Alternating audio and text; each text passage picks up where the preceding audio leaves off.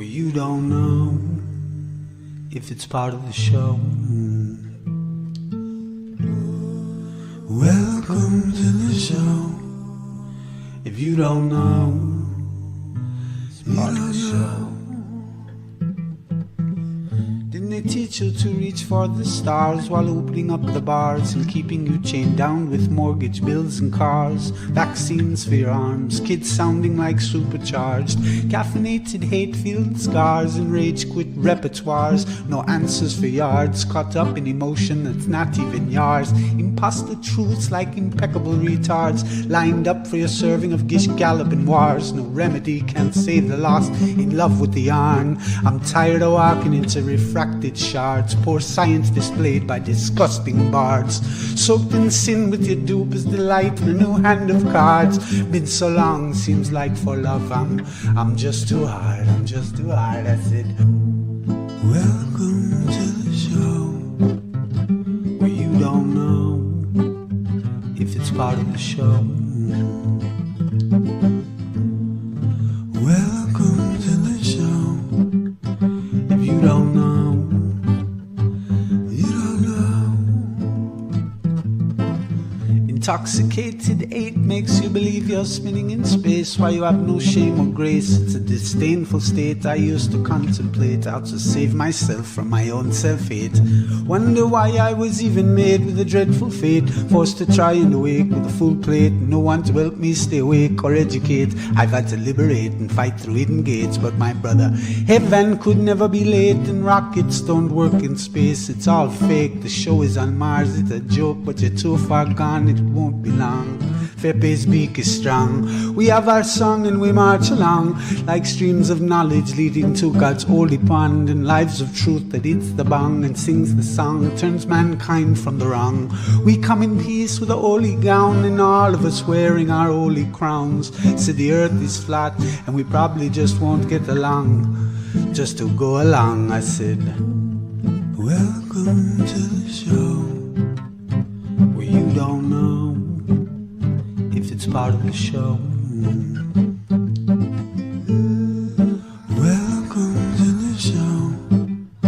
If you don't know, you don't know.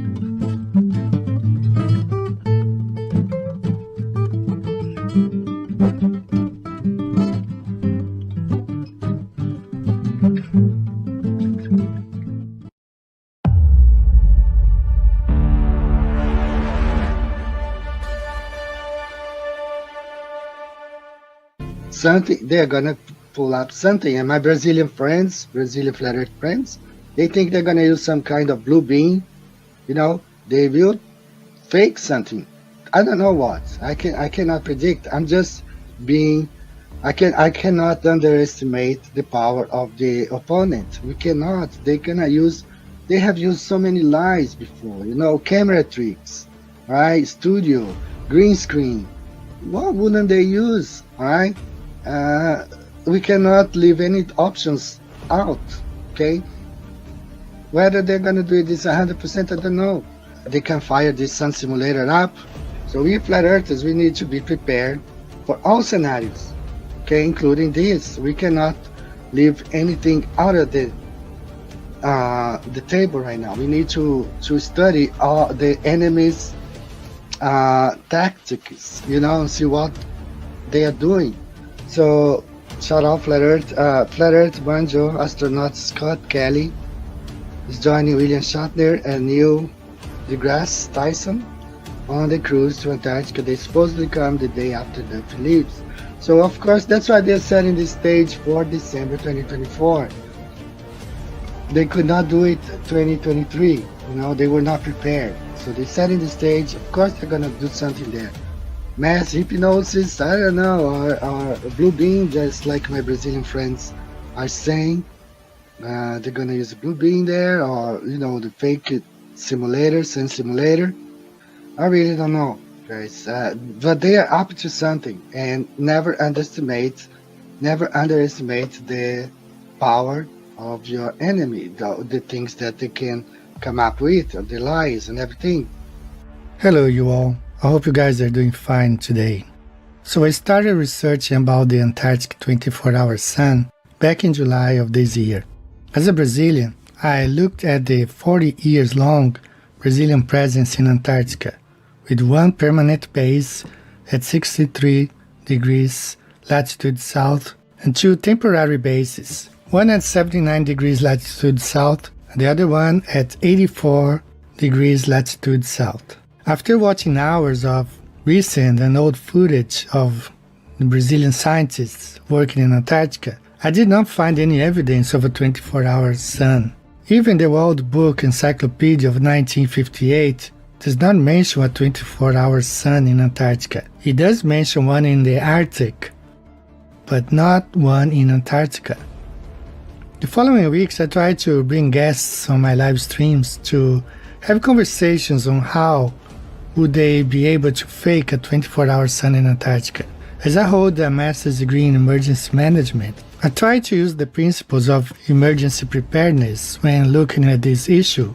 On my live stream, one of my first guests was 7 Club, Cody, who talked about the unconventional spacecraft propulsion system. Here's what I'm thinking. I've got this other theory in the works right now, because I came across some technology, and this technology is called unconventional spacecraft propulsion systems, right? So it's a propulsion systems used for this thing, right? This is an anti-gravity spacecraft, and if you read its abstract, it says a spacecraft having a triangular hull with vertical electrostatic line charges on each corner that produce a horizontal electric field parallel to the sides of the hull.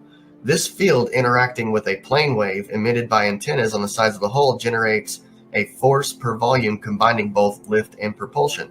So this is a system that uses electrostatics to levitate, right? So it's interacting with the electromagnetic field and levitating. Then I looked into these unconventional spacecraft propulsion systems and found out that they actually have satellites under the same technology. So then I looked into, of course, electrostatic levitation. So that's using electrostatics to levitate. And then I start looking into liquid oxygen and how it also interacts with the electromagnetic field. This is liquid oxygen over a magnet. You can see that liquid oxygen starts to take this. It's like it's taking this orbital path, right? Isn't that wild? Yeah. Wow, and that's pretty cool.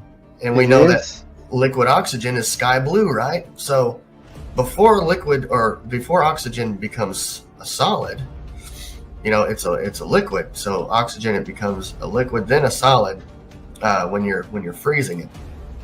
Both people are saying, "Oh, but Jaron, they could use a sun simulator." You're kidding yourself.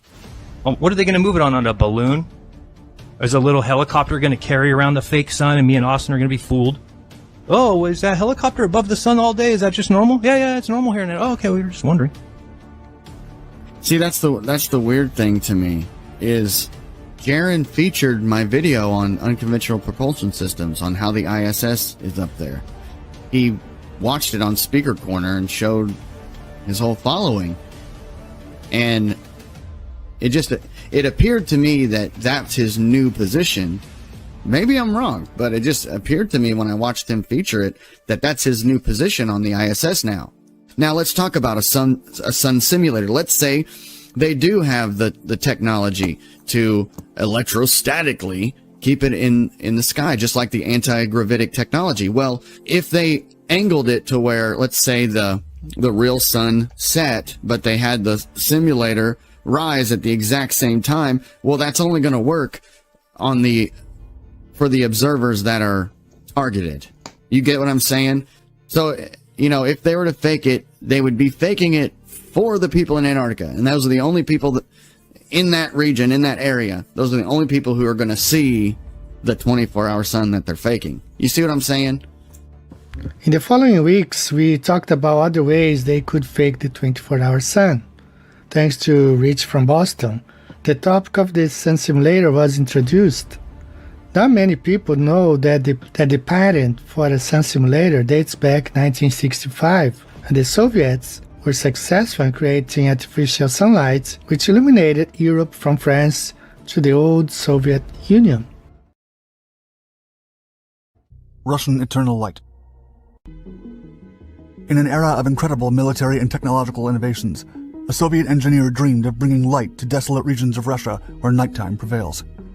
Vladimir Soromiannikov conceived the idea of creating a colossal space mirror capable of reflecting solar light back to Earth. This feat would light entire cities and boost agricultural productivity in Soviet regions where daylight was scarce during the winters. Znamya 2 was launched in October of 1992, and for a brief moment in time, it lit a small portion of the Earth. German physicist Hermann Oberth and engineer Arnold Ericka had already developed the concept of a space reflector. This giant mirror would reflect sunlight on small parts of the Earth to provide nighttime illumination. Vladimir started marketing his solar sail project as a natural way to increase daylight extension, to light dark zones through the entire planet. In describing the engineer's ambitious plans, Jonathan Crary would write, quote, "But the company subsequently expanded its plans to include the possibility of supplying nighttime lighting for entire metropolitan areas. The company's slogan pitched its services as daylight all night long." Vladimir would later tell the Moscow Times, quote, "This is a serious breakthrough for technology." A 1993 New York Times article titled "Russians to Test Space Mirror as Giant Nightlight for Earth" detailed the space mirror plans. The Znamya 2 was launched aboard a Progress M15 spacecraft from the Baikonur Cosmodrome on October 27, 1992, and produced a 5-kilometer wide beam of light seen from southern France to western Russia. Nikolai N. Sevastianov, a ranking project engineer on Znamya, told the New York Times, quote, "The reflector was a big success because it proved the concept was right." Vladimir's intelligence and determination not only earned the respect of Russian space engineers, but also of Americans with whom he worked 2 decades earlier. Much of this technology has a military purpose, which can be deployed in military vehicles to any region on Earth. For example, the direct-to-energy weapon system that are usually used in aircraft can also be deployed in remote regions on military vehicles.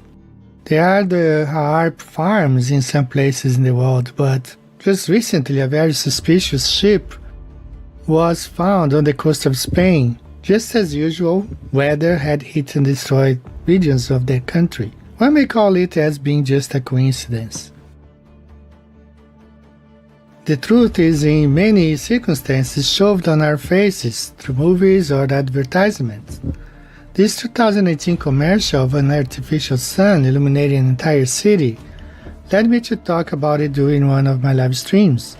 Based on my knowledge of military vehicles that transport direct-to-energy weapon beams, HAARP ships, Soviet sun simulator energy, unconventional propulsion system, I hinted at the idea of a mobile sun simulator unit placed at a few miles south of the Union Glacier.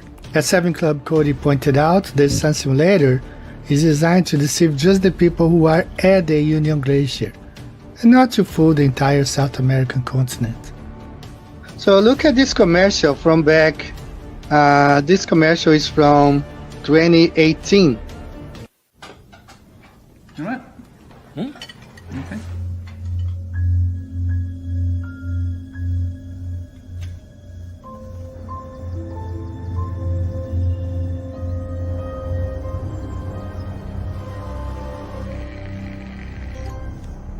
Let's go.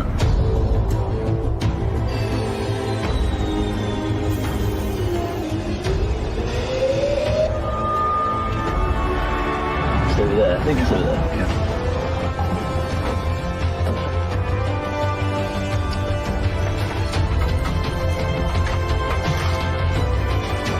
Ready and go!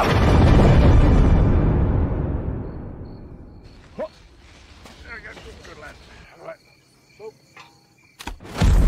With next day delivery on thousands of electricals, you can be sure of a better tomorrow. All they have to do in Antarctica is place something like that 2 miles from where they are. They just put something like this on top of this snow plower here, tractor, and have it running on the horizon, for 2, 3, 4 miles, and have the camera guys there to film, and that's it. Capture. They don't need more than 5 seconds of footage to put this on the news. The guys who faked, they fake the ISS. They have a swimming pool. They have in Houston, they have like entire facility with a mock-up ISS. They fake everything, guys. And, they think they're not able to fake a 24-hour sun. In my former field of work, I learned that we must consider all threats as a potential threat. We can never and should never underestimate the power and plans of the enemy. For this reason, I never singled out one of these potential tricks as being the one they will definitely use. My position was, and it presently is, and it will always be that I don't know what sort of tricks they will play in order to deceive the masses. I can only research what I know and present to you and speculate. Thanks for watching, and until next time. Bye-bye.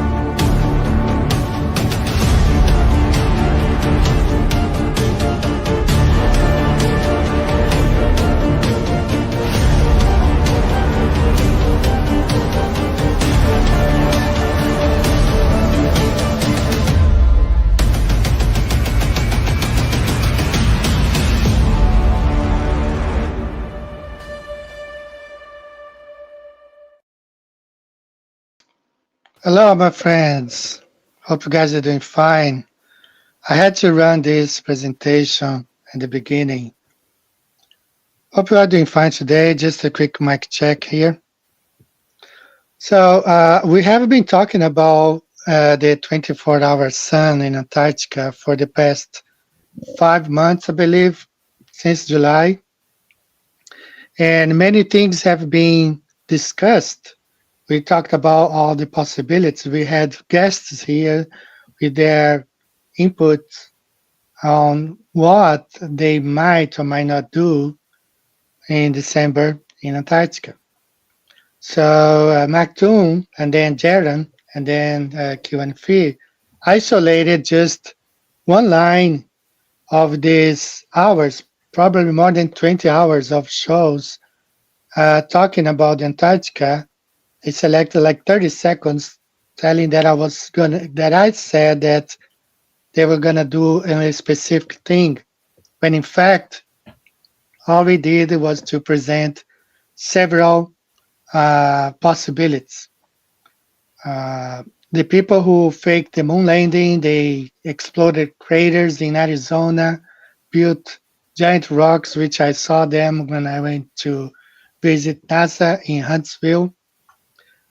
So a lot of things, to deceive. They've been deceiving human people, like the pharmacy company, So all we did is just to discuss what they might or might not do. We don't know.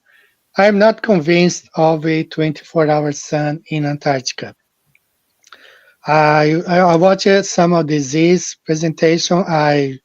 I read the book by Lady Blount on, when she hinted about it. But I also watched it this morning. I watched a live stream, a Brazilian live stream, where he was interviewing a Brazilian guy. There are Brazilian people, there are 3 bases in Antarctica, where it was December and he was filming 1 a.m. and it's all bright, because it's a silver night. That's what they call silver night. It doesn't get dark. And he was saying, "Oh, look at the sun," but there was no sun behind him. It was 1 a.m. He was on his cell phone saying, "Oh, look at the sun," but there was no sun. And that was 71 degrees south. So I am not convinced that there is a 24-hour sun in Antarctica. As I presented in my when I presented in my introduction, that the 1958, thanks to you, Claire, from Australia, for sending me the picture, which does not record any 24-hour sun in Antarctica. And so many videos that I have been presenting, I have presented, for the past 5 months. So I am not convinced, especially because of the topics that some of the things that I'm going to present to you guys today. So shout out, guys. I haven't shout out to you yet. So many good people here. Roger, Charlie, Joe, Matthew, Akin. So I got Matthew's book. Thank you so much, Matthew. I got it yesterday, Sunday. They delivered it to me. And then Matthew gave me his autograph. So thank you so much. I'm going to read it today. Thank you, Matthew. I appreciate. So thank you. So shout out Joe, Dalton, Peter, W, Matthew, Blue Star, Lindy, Bird. Hello, Lindy. Portuguese, I see here. Silver 5. So many good people. And Yashadel, Ayo 28. So welcome to the show, guys. So I do have some things to present today. And starting, let me go ahead and add I hinted, this is the Space2Sea, the event in December, where we're going to have a couple of actors there. They will be doing whatever they have to do to say there is a 24-hour sun in Antarctica. Okay, so just want to share this. Somebody sent me the link. William Shatner, right here you see 3 actors right here. William Shatner, Neil deGrasse Tyson, Scott Kelly. So I don't know the other people. All right, so let me see what we have today. Okay, let me start with this thing here. So we got some a lot of eclipses coming up, and I have selected both the Equinoxes, eclipses, and the ones that happen on the solstices. So these are really interesting, guys, and I'm going to show you why this is quite interesting. Let me stop sharing for a minute while I find my slides. Hello, Flat Earth Patriot. Hello, Mike Smith. Canada is in the house. Frank Jumper. Yeah, ODD is gone missing. Don't know what happened to ODD. All right, so start here with a shout out to one more person here. He has sent me a link also for the book.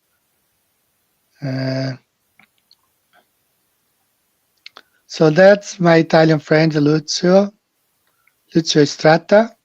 Okay, Esoteric Origins of Heliocentrism, English edition. You can read it for free. I'll share with you guys, Amazon UK. And very interesting reading. So shout out to you, Lucio. I was supposed to, share this a while ago. Just too many things.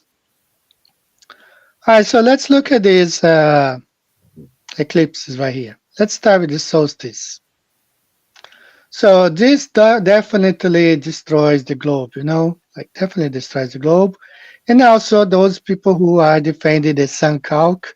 I have found a 2017 link online forum where some people dispute the data offered by sun calc, So don't know if it's that reliable, especially after things that I saw here. So This is the Mercator projection. You have the equator right here, and the Tropic of Cancer on top, Tropic of Capricorn here below. So they all say that on the equinox, the sun should go in straight line here, rising at 90 degrees, setting at 270 degrees. So that's one of the things that we're going to be looking at. All right, so let's start. This is a very interesting image right here.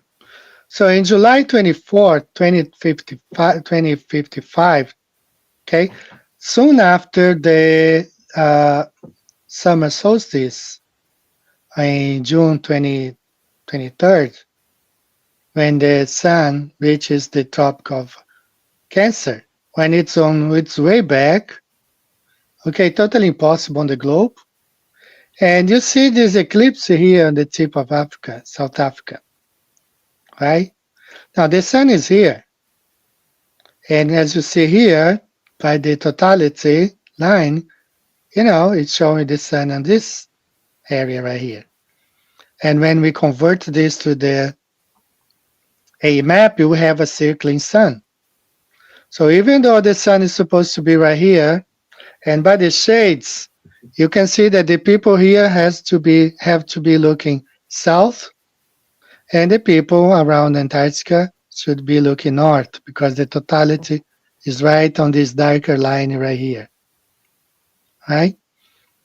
So you see here how the sun is circling, even though it's supposed to be around here in Cancer, you see where the sun is.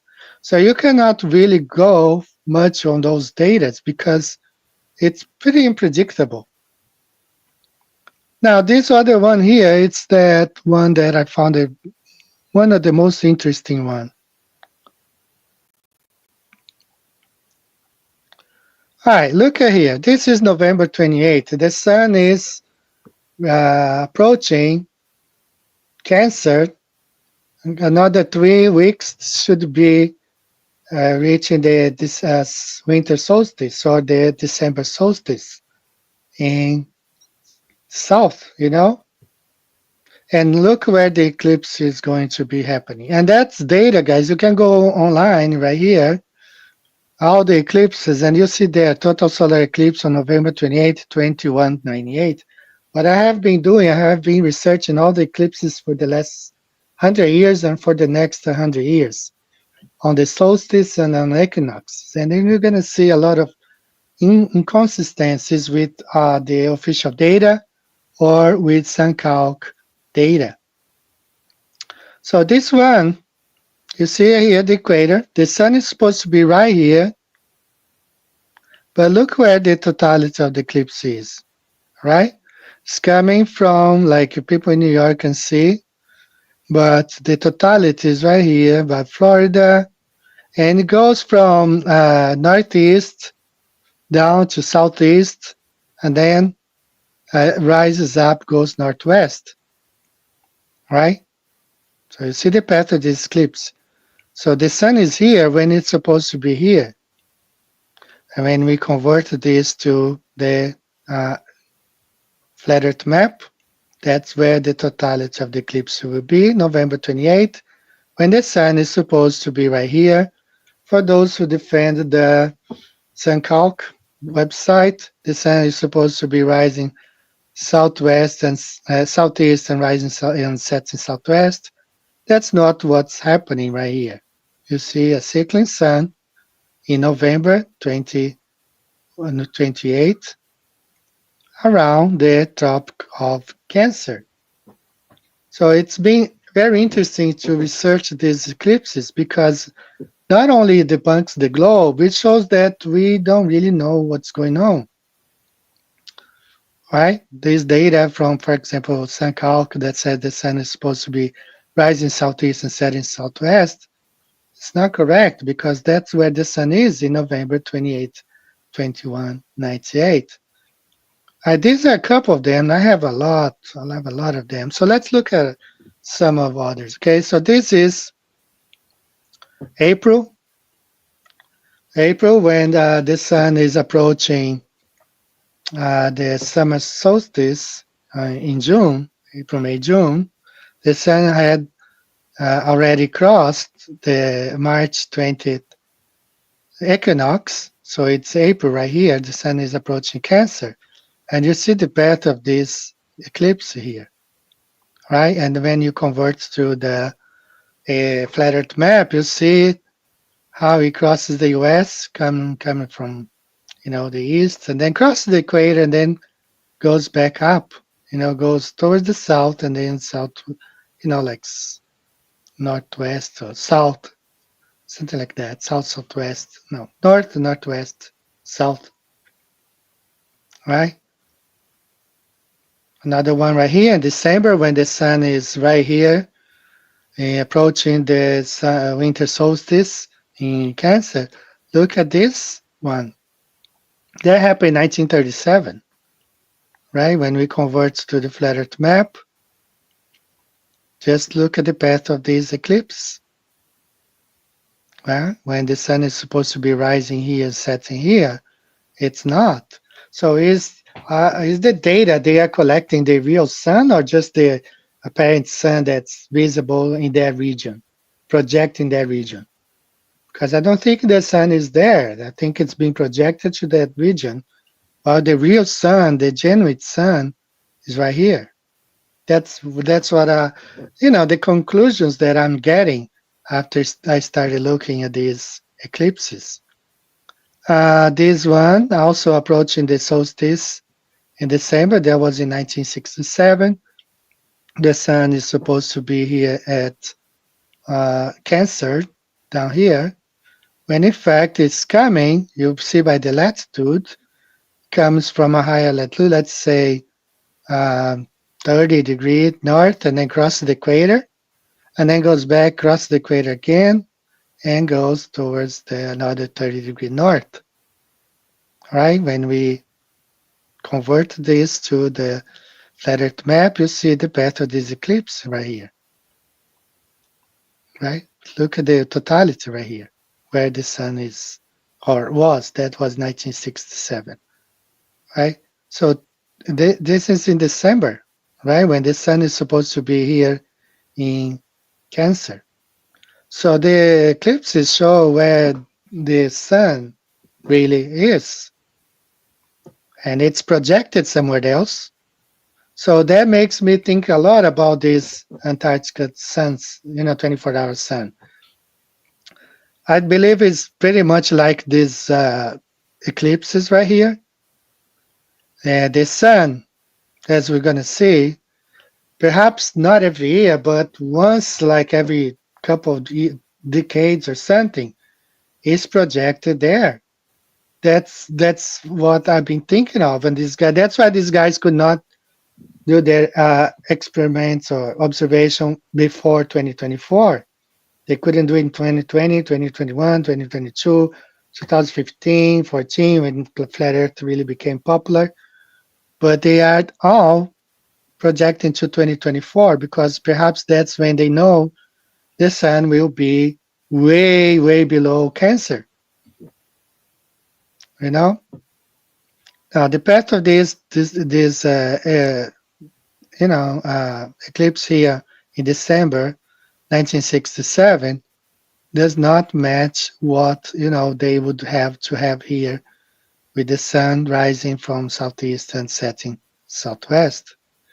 All right, let's look a couple more. This is another one in 1955. Very similar, December 14. Very similar. The sun rises like at Cancer right here, and then goes down, barely touches the equator, and then goes back up. Very similar to the other one in 67, but in another region. That one was right here in North America, and this one is in Asia. Right? It shows the circling sun. This is another one, December 26, 2019.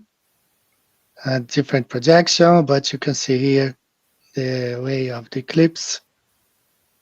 All right, when it's supposed to be approaching, that was what, December 26th? That was right after the solstice, the winter solstice. in 2019. All right, look at the path of the sun. And yeah, that's the same one with a different projection. This is going to happen on January 26, 2028. The sun is supposed to be still here, moving from Capricorn, towards the equator. But you see the path of this eclipse live in Europe at above Cancer, So a lot of things going on with the eclipses showing the position of the sun. This is July 2028, when the sun is supposed to be above the equator. Right here, you see the path of the sun above Australia. And when we project this onto the flat Earth map, this is what we have. We still have a circling sun. But when the sun is supposed to be between Cancer and the equator right here, it's way, around the Capricorn. So this is July 28, 2028. So a lot of them, guys, this is another one in July in South Africa, and 2025. So a lot of them, let me check the chat real quick. A lot of these eclipses, from the last 100 years and for the next 100 years, demonstrates that the sun is not really where it's supposed to be, which is really, interesting.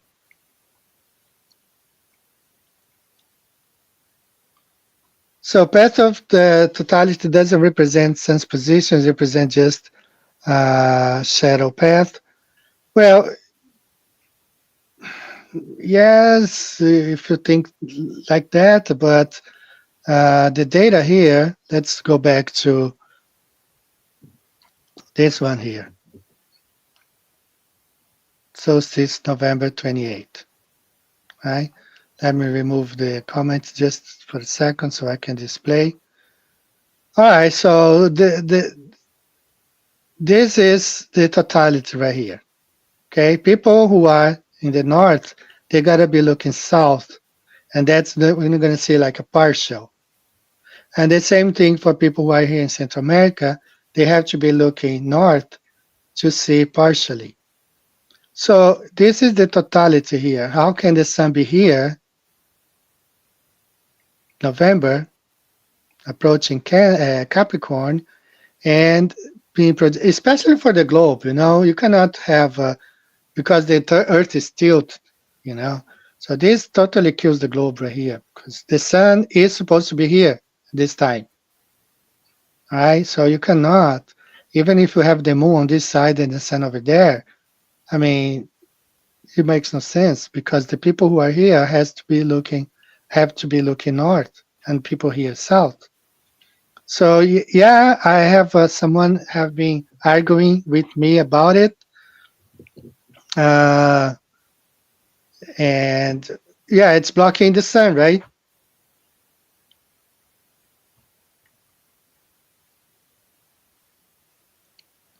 Yes, but let me show here, Matthew.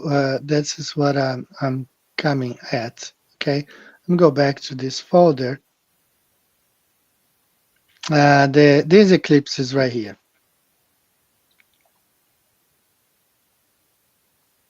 So these are the eclipses documented in the past century and projected onto a flat Earth map, but it's not the whole map. It's only about like 30 degrees south. Right? It passed the equator, but it doesn't reach the Cancer. But anyway, you see here, right, that we have a circling sun, and the moon or the sun, they gotta be crossing path. They gotta be crossing path, and they are everywhere. It's everywhere, right?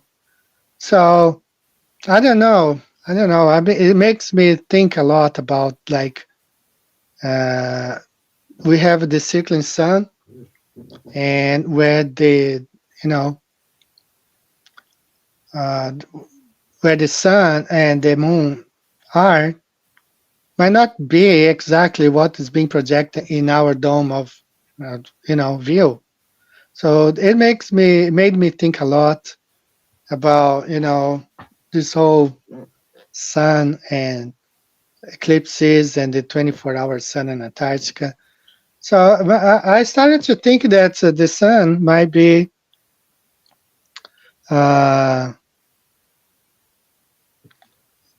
thanks, Lindy. I'm going to display your comment here.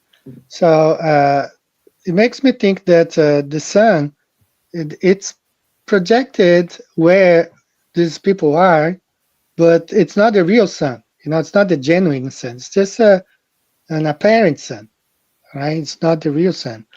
So, that's what I've been thinking a lot this week, and So one only has to go to Ushuaia, Argentina, to see there's no 24 hours in Antarctica.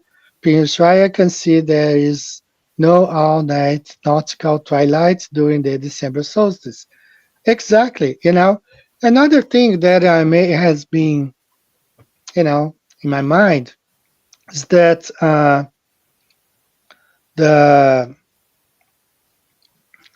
someone has to be in almost 80 degrees south to witness this 24-hour sun in Antarctica. Whereas you can go to 66 degrees north and you're going to witness this city is Fairbanks in Alaska. Fairbanks, Alaska, 24-hour sun festival. Let's go there. I'll just show you the website. Midnight Sun Festival, explore Fairbanks.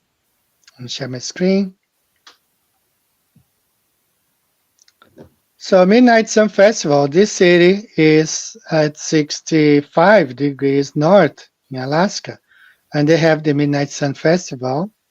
And if you see the pictures, there is the website, Explore Fairbanks. I think it's this one, Loving Life More. I think it's this website here. The person even displayed the sun there.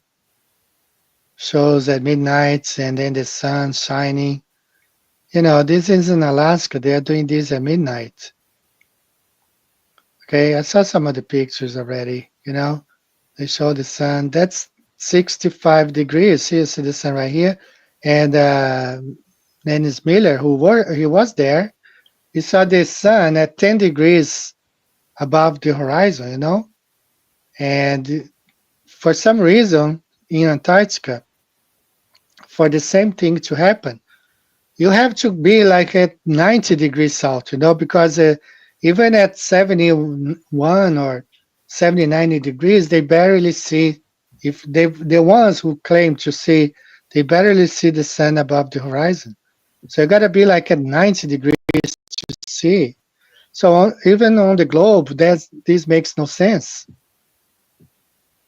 And if you add it here, okay? So even on the globe, it makes no sense.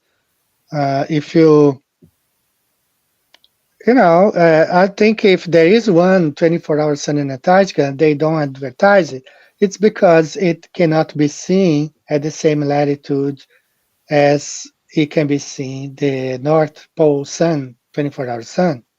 So you gotta be at least at 85 degrees south to see this midnight sun possible, and it's barely above the horizon.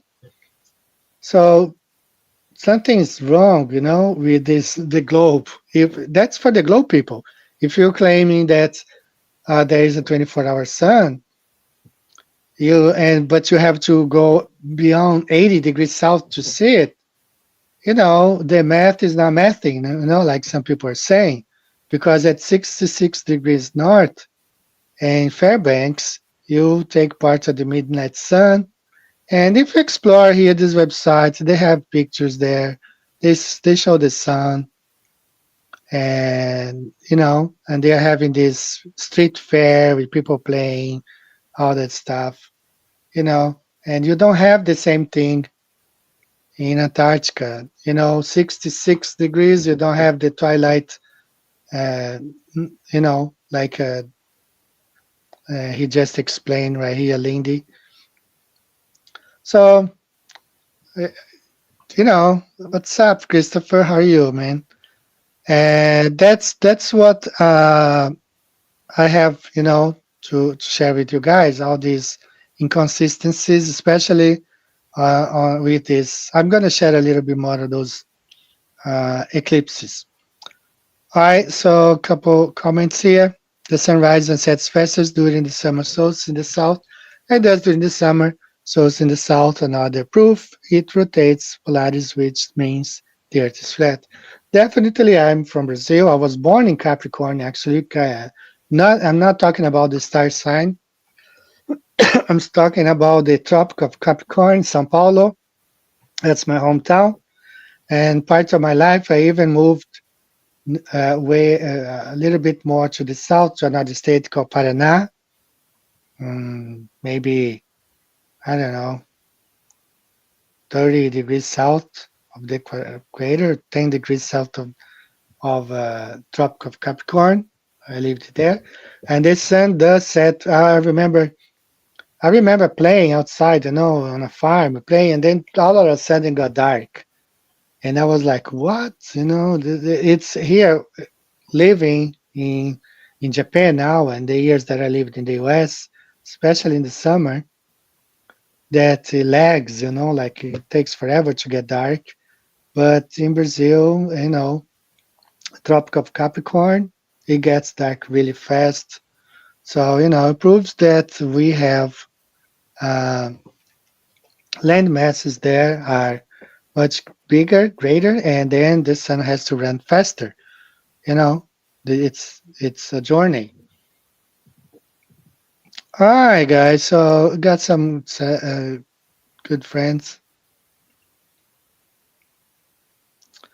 I don't know. Some comments here. I don't know if the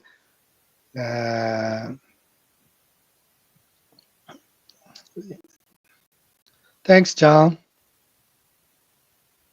Let me read this comment right here. Hello, hi Eric, God bless. I have just found out that a town called Punta Arenas at the bottom of Chile accommodates by boat people to any of the 4 Chilean bases on Antarctica. Bribery, but it can be done.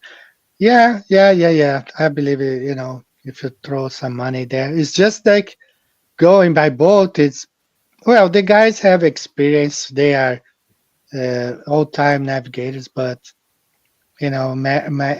mariners, but the Drake Passage is really scary for you to cross, extremely scary.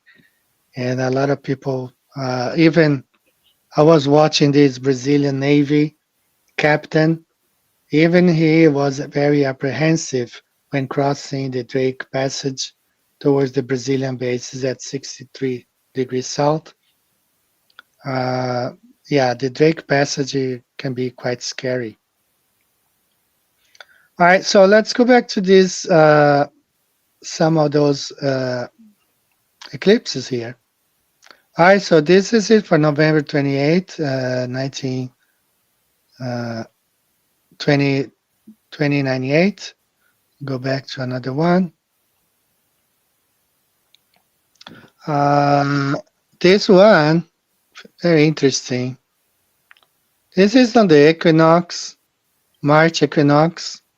All right, when the sun is crossing the equator, coming towards Cancer, and you see this eclipse right here happening, below, and it keeps going around South Africa and then goes back up. That's how it looks like on the Mercator's projection. Okay, so this is the March equinox, when the sun is supposed to be rising 90 degrees and setting at 270 degrees. Yes, some people say, well, it's the moon, not the sun, but the totality is right here, So doesn't make much sense, right? Equinox September, this is when it's going to be in 2071. Right at the equinox in September, when the sun reaches Cancer, right here. when sun crosses the equator to go to Cancer, and this eclipse starts at the equator and goes towards Cancer right here. Right. So when you have that on the A map or flat Earth map, which makes sense if the sun is circling right here on the equator. Let's say this is only the shadow of the moon. All right, the moon is not really under the sun, but it's for the people who are here, they can see it. But what about the people who are here? Then you can see if the sun is at the equator, they shouldn't be looking at the eclipse at all, because let's say the sun is right here, okay? And the moon is right here, causing the people who are here to see the eclipse. But the people who are here are also seeing the eclipse. That's what I don't agree, that the moon, this is just the path of the moon. Because right here on the equinox, this is September 23rd, the sun is supposed to be right at the equator. Right here. So for the people here in Mexico or Central America, they shouldn't be seeing an eclipse because the sun would be on this side and the moon on this side. Only these people here should be looking, you know. But as you see, the people who are here will also see the eclipse. That's why, guys, I don't agree anymore that the sun is rising exactly at 90 and setting it to 70 on the equinox. This is another one, 2090. You see where the eclipse will be, right here. When the equinox, the sun is right here at the equator, right, circling around the equator. So I came to the conclusion that I don't know, what we see is not the genuine suns, the apparent sun. Right? That's you know. Let me hide this comment. You know, that's what I have come to believe. Looking at all these eclipses right here, and let me share the other folder, which is the solstice. Let's look at more solstice. Let's start from the beginning here. So I think this one I have already shown. April 12. This is how it looks like on the flat Earth map, right? When the sun is approaching the June solstice right here. And, you know, it crosses the equator and goes back. And then another one here, December, when the sun should be right here in Cancer. You see the path of the eclipse, North America here in the Pacific towards Japan. This one, also approaching the winter solstice, December. It crosses the equator and then goes back up. You know, these people here are looking north, these people here looking south. I don't know. It makes me, you know, I look at some animation, even globe animations, and don't make much sense. Right?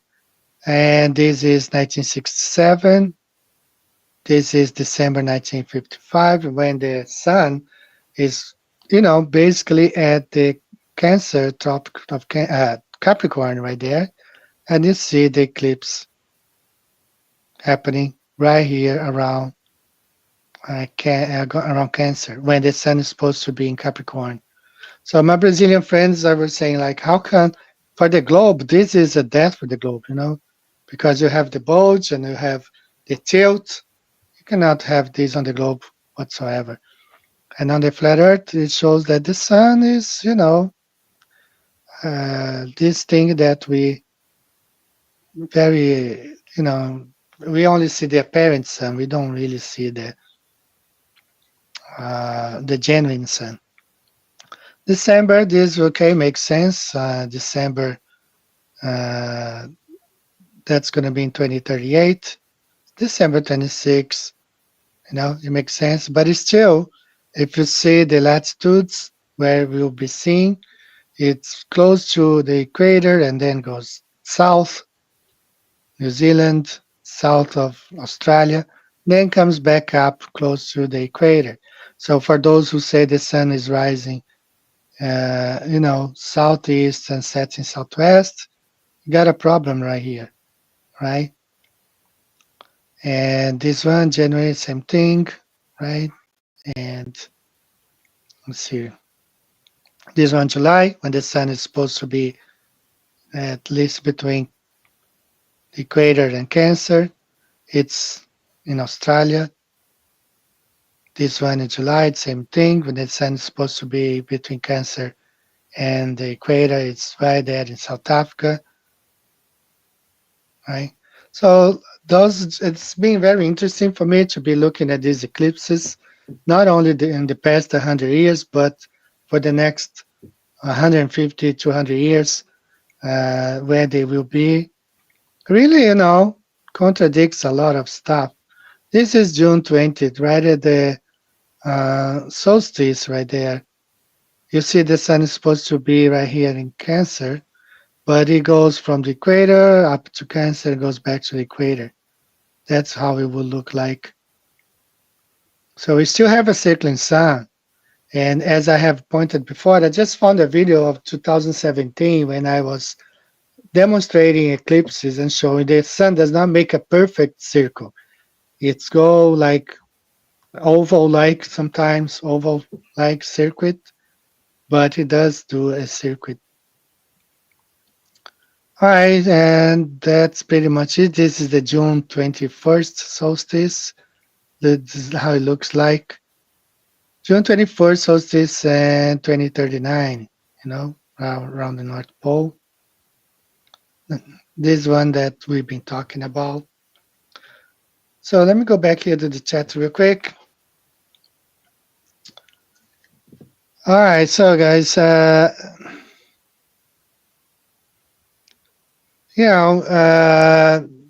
lot of different ideas, and if it's a totality, the sun and the moon, according to the book of Enoch, is of the same size.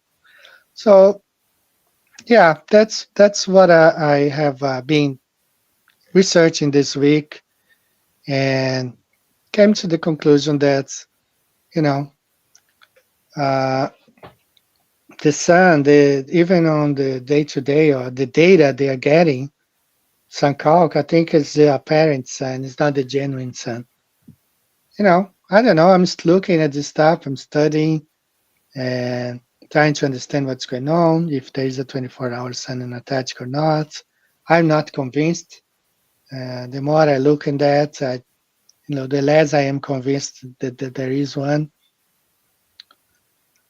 I'm more like they are gonna fake some stuff. I'm gonna play a song here. Let me see which song I'm gonna play. Just gonna play the Chicago World's Fair.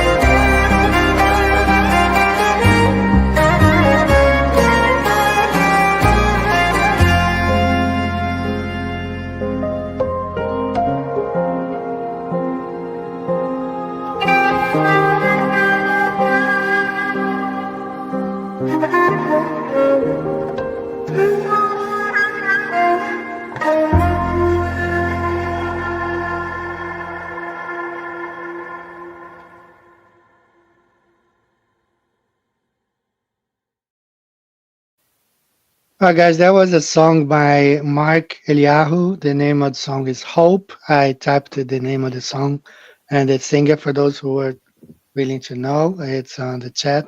I typed it. And I agree with some of you saying we don't have no idea what the sun is. It produces heat and light.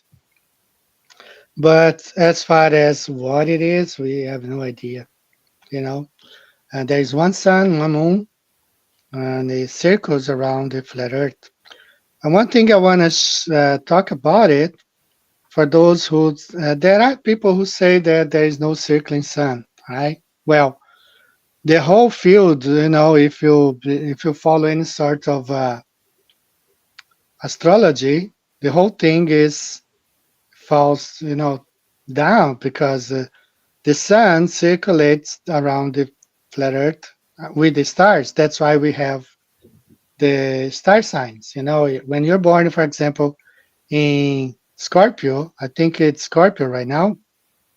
If you are a Scorpio, it means when you were born, that's where the sun was. That's why we cannot see Scorpios during the day in the months of November and December, in between, because that's when the sun is circulating just along as the stars are circulating.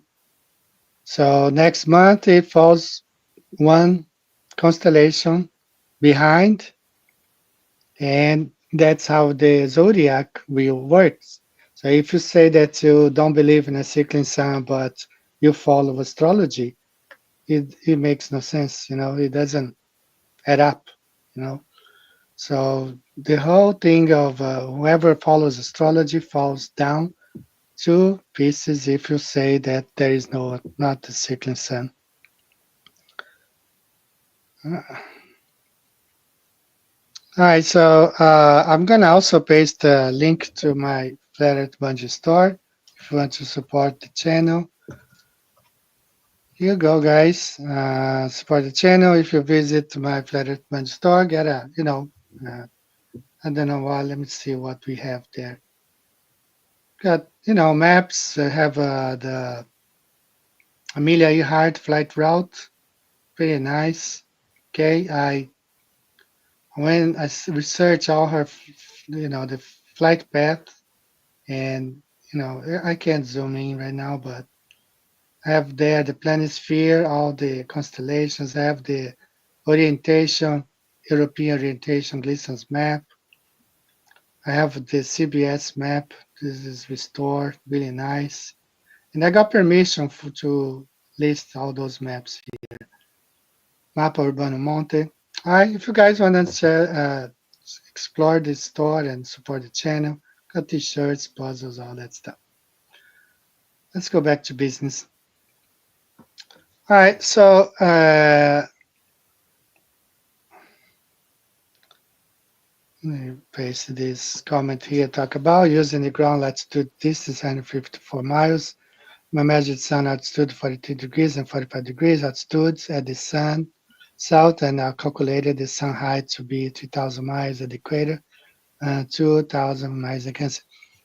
Yeah, the Portuguese, who invented the astrolabe and navigated the flat Earth and mapped and gave specific coordinates and to some of the islands.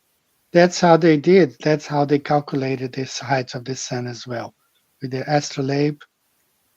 Is that's apparent. Of course, it's the apparent sun. We cannot say that that's the genuine sun.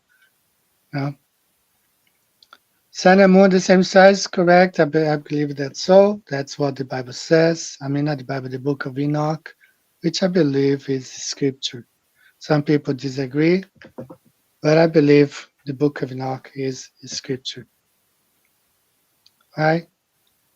So let me see what else we have here, because I always kind of forget some stuff. And then I say, well, I should have showed this, I should have and I always forget.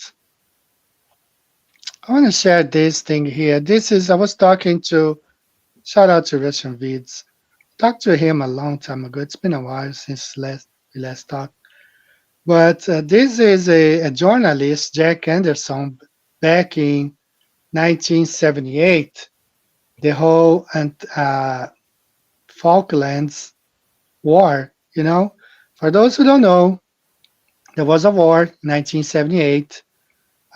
There's these islands called Falklands, close to Argentina, really close, and the Argentina they claim their land, that island, because it's really close to their country. And England also claimed to have ownership of those islands. So they went to war in 1978, and this was the headline: Argentina move may be warm up for Antarctica. So they were scared that when I was talking to Russian vids, he was saying, those generals, they all have to play along with the rulers of this world. When they go rogue, this is what happened to those Argentine generals. At that time, they had a military government, and they just decided to invade the Falklands and take it by force from the British. And one of the things, like they were in the headlines of newspapers in England, it's that the Argentines really wanted to take over the whole region there, all those islands like Georgia Island and all those Rothschild's Island, whatever, and Antarctica, and that's what they feared. I think those islands are being, the British, they rule that, but mostly because they are keeping Antarctica safe, from rogue generals and countries to go there and see what's going on. So it was they were scared that the Argentines, the move there was, they really were trying to, perhaps get out of the Antarctica Treaty and do their own thing there in Antarctica. That's what they did not want them to do. So that's why, not only the British went to war, but there is a treaty. It's called like the Americas Treaty. If one country is attacked, or all the other countries have to come and join that country to defend. And nobody did anything to defend Argentina because, they were looking at Antarctica, and they knew that no, they went rogue. The generals went rogue and decided to move on. As long as, just like Russian vids put it, as long as they don't go rogue, if they play along with the plans of the rulers, they will not be bothered. But once you go rogue and they start doing things like on your own, that's when they come after you. All right, guys, I don't want to have you. Okay, so this guy's a troll. Bye-bye. I thought he was a flat earther, he's not. It seems like he's not a flat earther. So he's gone, having some tea today. Sorry, guys, I let him here, but I thought he was a flat earther. As long as he's a flat earther, he can have discussion, but these Globers with no channels, like no nothing.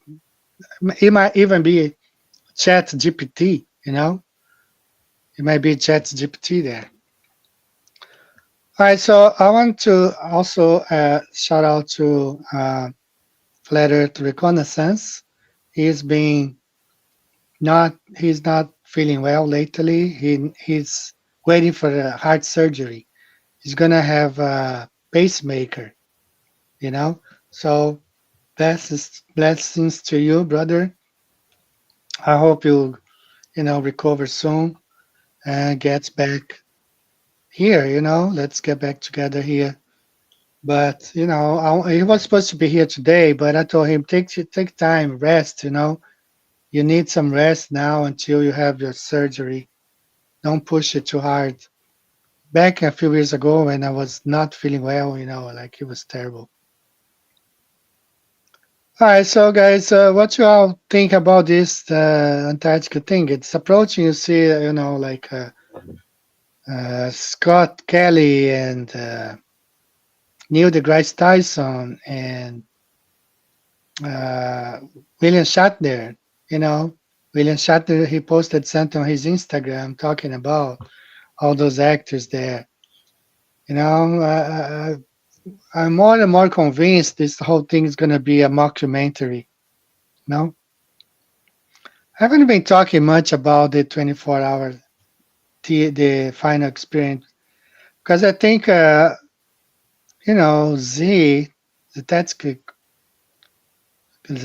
I forgot his channel name, Warrior. He did such a great job exposing this whole thing, that I feel like I can't top his research. He got like hours and hours of footage. I think he went over 16 hours of footage, you know. Hello, my friend, Além do Horizonte Oficial. Okay, shout out to you, brother. And I have to watch your live stream. He just had a live stream, I guess. Oh no, that was the other channel. But they've been talking about the supposed 20. Oh yeah, I think you had Victor in your channel talking about the 24-hour sun in Antarctica. Yeah, so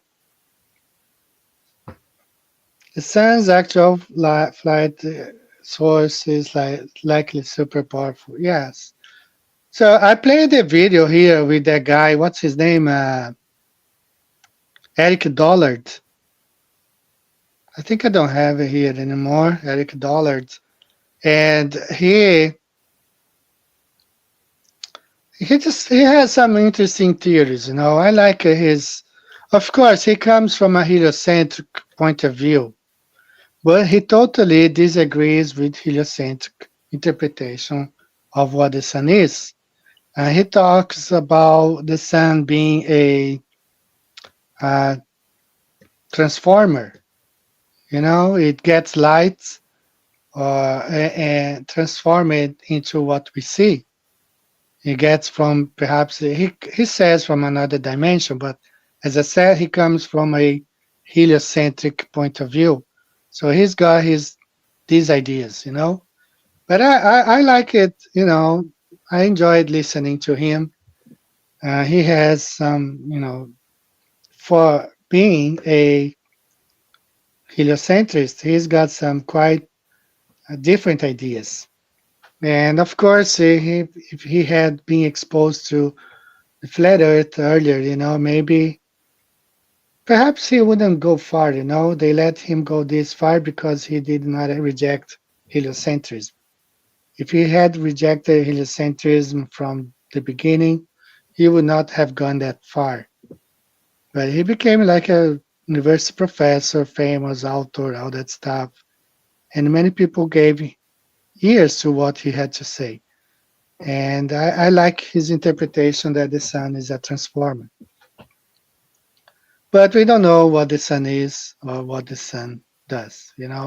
When I look at these eclipses, I'm more convinced that what we see, it's just a apparent sun. It might not be the real sun. The sun is somewhere else, because you cannot have the sun at Tropic of Cancer at the same time an eclipse. You cannot have the winter solstice approaching December 21st, and at the same time having a path of totality eclipse in Tropic of Cancer. I don't know. I cannot find any explanation for that. Of course, I got to find an explanation based on the flat Earth map, not on the ball. The ball has no, And the final experiment is nothing more than logical fallacies on steroids. Anybody partaking in this venture are promoting logical fallacies as credible proof of foolish venture for fools. Yeah, totally. I was against it from the beginning. I spoke. Some people, criticized me, but I see no point. It won't change the shape of the Earth. The Earth is flat. Uh, so like I kicked RMF out, thinking he was a glober. I don't know. Sorry, RMF, if you're still out there. I don't know if you were a glober or not, or if you were just spamming here. All right, guys. So what else? Let me see. I don't want to forget anything. I always keep forgetting stuff. So I should have said this. I should have said that, and I keep forgetting. But I don't think I have forgotten anything today. What do you guys think about the election or the selection? Now, Russian Vids put out a video on that. I'll go to his channel real quick here. I need to log in. So I have two daughters. One of them voted, and the other one did not. But she didn't want to vote. One voted, absentees. She had to mail her vote, and then go on the website and vote from there.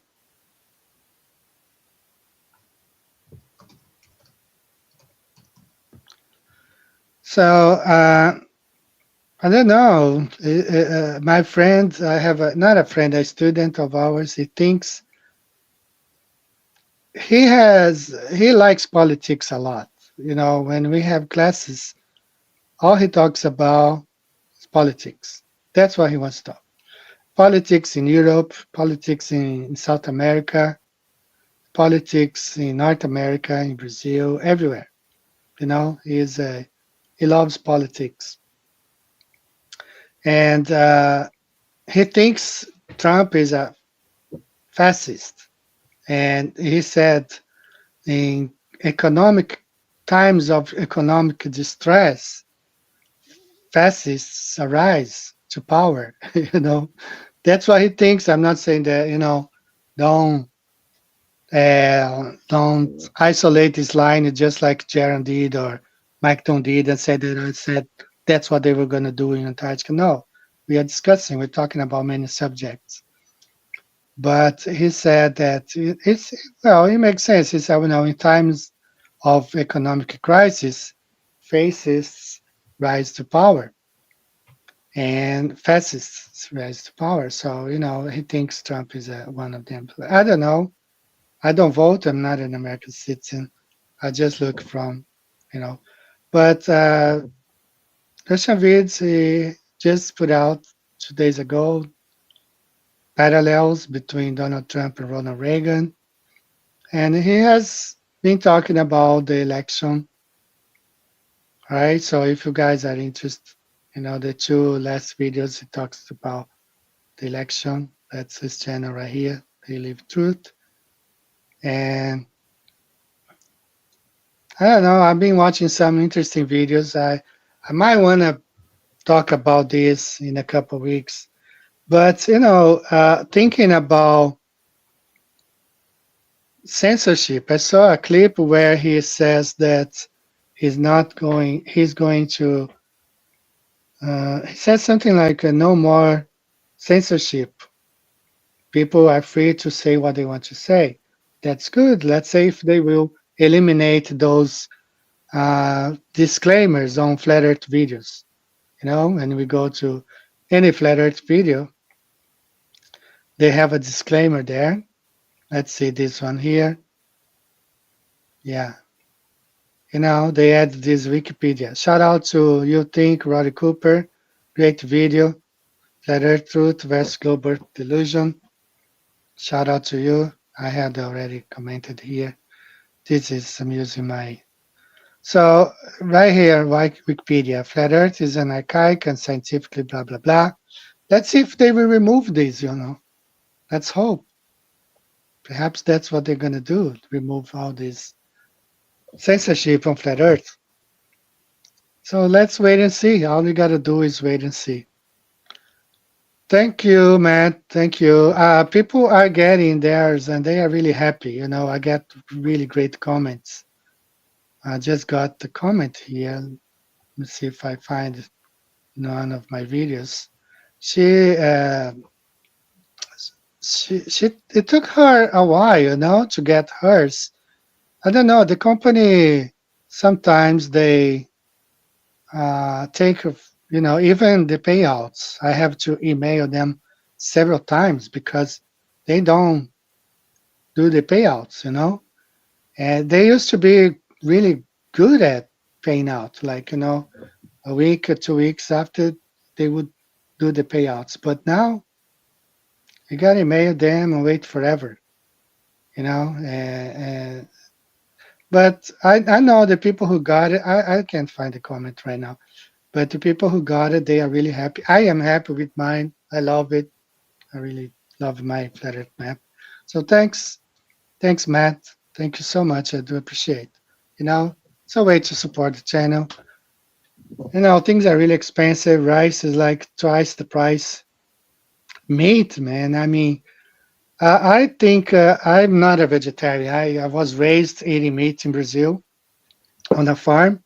If you guys know, Brazilians are steak eaters. You have a Brazilian steakhouse in every main city in the world. We have in Tokyo, we have New York City, Atlanta when I was there, Miami, Los Angeles, San Diego. You're always gonna find a Brazilian steakhouse because you know, we are raised on eating beef. And when I was a kid, I lived on a farm, and I was a kid. I didn't know anything. I was just born, and my grandfather used to raise cattle and pork, and meat was something that we always had, always since I was a kid. You know, plenty, lamb, pork, and beef, chicken. You know, and I was raised. You know, I can't. I know I don't understand much. You know, like even if you become a vegetarian, you have to kill a plant to eat. You know, so I was born in these worlds, guys, so I'm just doing the things that we are supposed to do, I guess, you know. I don't see a sin in eating meat, you know, but some people do see, so, you know, I don't see it. I was raised eating beef, but it's just that has been become so expensive now that we've been eating mostly chicken, you know, lately. So it's so expensive. Yeah, exactly. I don't see anything wrong in eating meat, you know. And some people see it. I don't see. I was raised eating meat. And actually, if you look at the Bible, so many stories like Jacob and Esau, you know, the brothers, he prepared, you know, something to the brothers. One prepared the soup, you know, like stew, beef stew, you know. And yeah, carnivore diet. So and I tried for a couple. You know, I lost so much weight when I tried to go vegetarian once, and it's just that I miss the meat. You know, I miss meat, but it's been really expensive now, man. I mean, it's hard to find. When you find, I don't know if the meat is good or not. Hi guys, we're approaching the end of the show. We've been on for almost 90 minutes. Appreciate you guys for being here. Okay. I'm researching as always, and I think those eclipses, the path of these eclipses on the opposite, you know, like when especially on the globe, if the sun is in Cancer, you'll see an eclipse in Capricorn. The other way around, the sun is supposed to be at the winter solstice in the Tropic of Capricorn, and you have an eclipse in Cancer with its totality. So, hi guys. So I think that's going to be all for today. Thank you all for being here. And I look forward to being here again next week. Perhaps Flat Earth Reconnaissance will join us if he feels well. We don't know. Okay? So you guys stay safe, stay flat. And I'll see you next time. Let me choose a song here. I think I'm going to play David J. Carroll. Thanks again, guys. I'll see you back next week. God bless you. Bye-bye.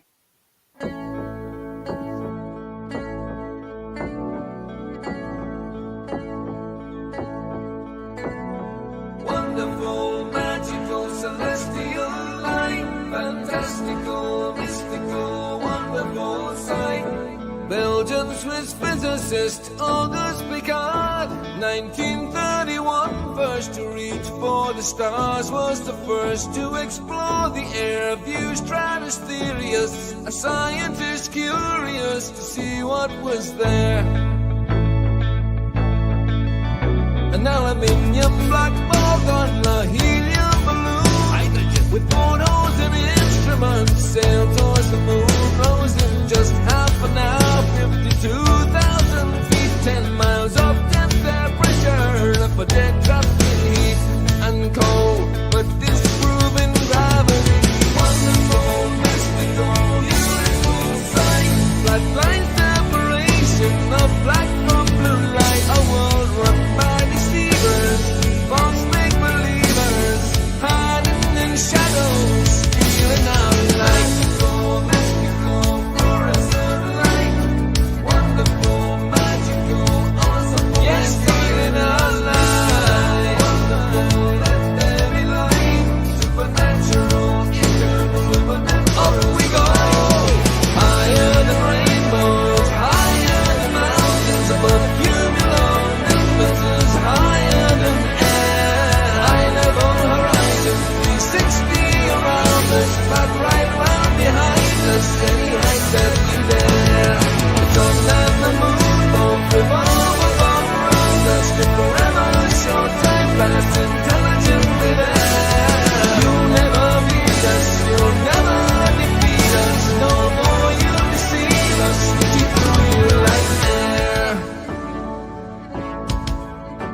Kipper and Picard were the first ever known to reach up there. Divine luminescent light, mystical, wonderful, celestial light. So what was their eternal testimony? What did they report back to humanity? Said it seemed like a flat disk far as eyes can see, with an upturned edge fading into infinity. A mystical, ethereal, celestial sight, a divine creation, a clockwork of light, designed hid by deceivers and false make-believers, still cowering in shadows, still fearing our light. Here we go, higher than Everest, higher than airplanes, above zero cumulus, higher than air, high level horizon, 360 around us, no motion beneath us, no spinning, no there. Stars on the firmament, turn all around us, to forever short time past geometrically there. You'll never beat us, you'll never defeat us, forever beneath us, we keep you like air. Mystic, some illuminant light, fantastical, magical, bright, we see through you like air. Magical, angels of light, beautiful, wonderful, celestial light. The first to see truth when they reach for the stars, explorers and physicists, Kipper and Picard.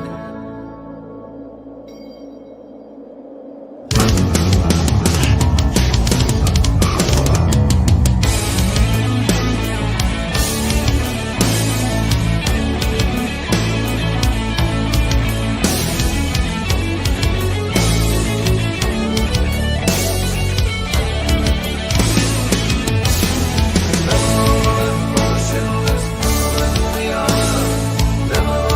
Motionless,